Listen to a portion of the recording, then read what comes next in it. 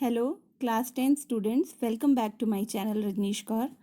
Today we will do the transportation part of your chapter Life Processes. There are 20 MCQs in this video. Question number 1 is the right side of the heart receives dash blood. So which type of blood is coming in the right side of the heart? Yes, it is deoxygenated blood. Oxygenated blood अगर आपको आता है MCQ में तो आपने क्या लिखना है लेफ्ट साइड में. Okay. Then question number 2, oxygenated blood from lungs comes to left auricle through.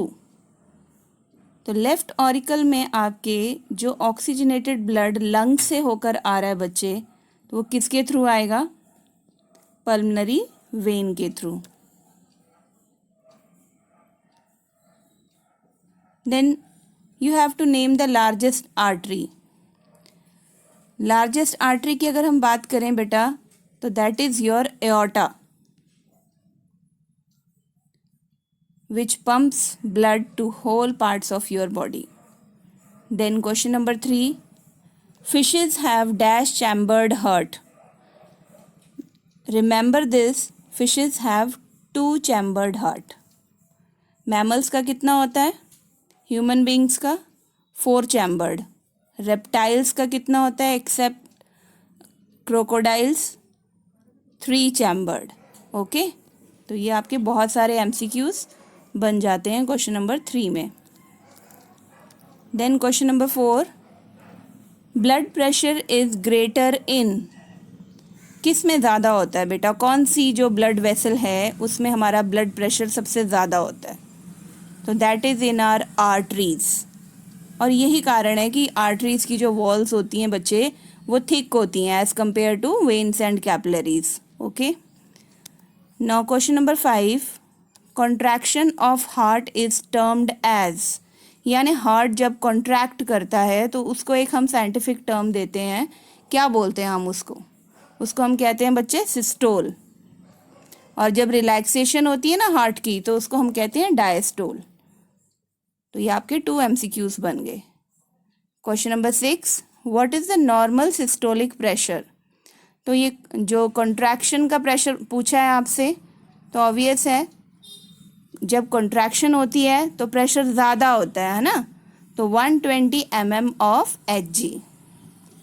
Where as in question number 7, what is the normal diastolic pressure.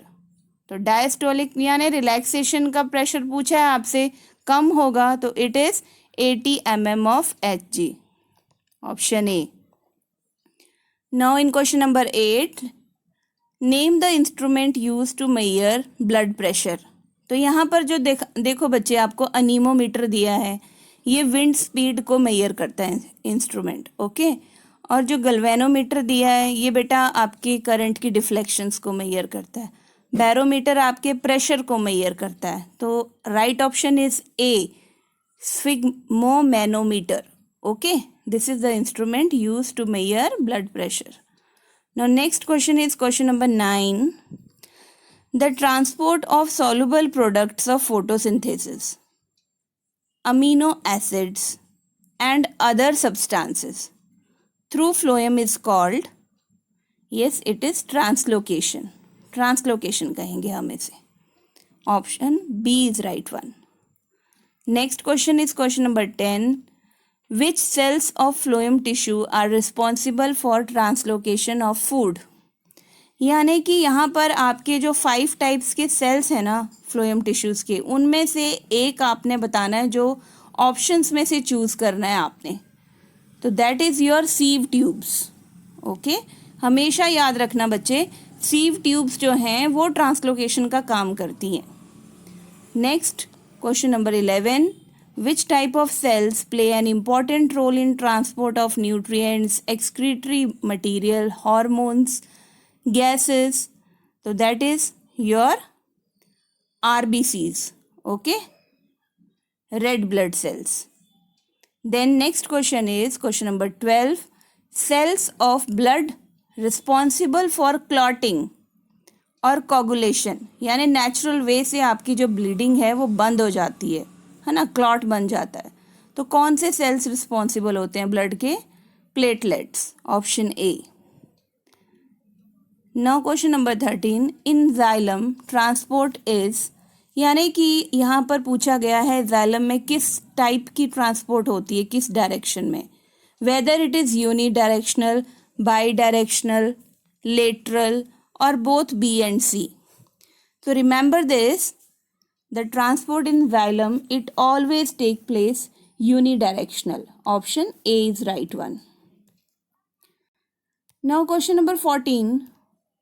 What helps in temperature regulation in plants? यानी plants में temperature को regulate कौन करता है ना, किस तरह से maintain करता है temperature को? photosynthesis तो नहीं होगा because it is a process of making food. respiration भी नहीं हो सकता. Then right answer is your transpiration. In question number 15, name the component of blood which transport food, carbon dioxide and nitrogen. तो आपको बताना है बेटा component of blood. Nitrogenous waste है बच्चे, यहाँ पे नाइट्रोजन इज वेस्ट लिखा है ना, this is nitrogenous waste, okay, by mistake ऐसा लिखा हुआ है। तो कौन सा कंपोनेंट होगा ब्लड का बच्चे?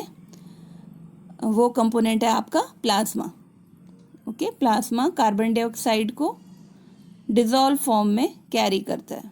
Next question number 16, lymph flows only in one direction from, यहाँ पे बच्चे लिम्फ की डायरेक्शन पूछी है, इट्स वेरी इंपॉर्टेंट क्वेश्चन, तो हमेशा याद रखेंगे आप, body tissues to the heart, this is the right direction of lymph. Next is blood is pumped from heart to entire body, तो किसके थ्रू जाता है? बाय पूछा है यहाँ पे, किसके थ्रू, कौन सा पार्ट है जहाँ से पंप होकर जा रहा है? तो दैट इज़ योर वेंट्रिकल। और आपको अच्छे से पता है कि वेंट्रिकल के बाद जो सारा का सारा ब्लड जो है वो हमारी लार्जेस्ट ब्लड वेसल एओर्टा जो है ना, वो पंप कर रही है पूरी बॉडी में। Next question number 18, how much time the human body heart take to complete one cycle of blood circulation.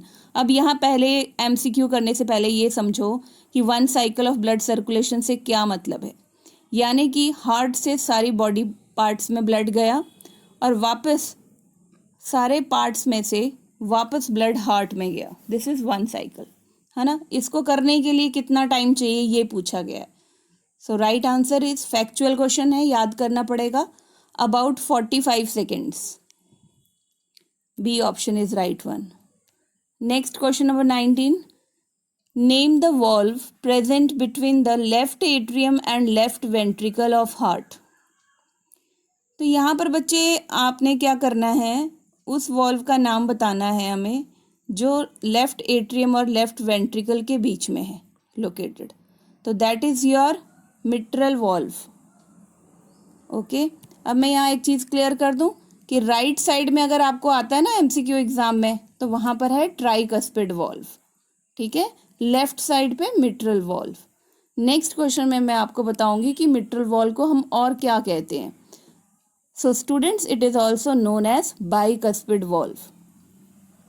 तो these are your MCQs of this chapter. Comment after watching the video, after listening the video. Thank you very much.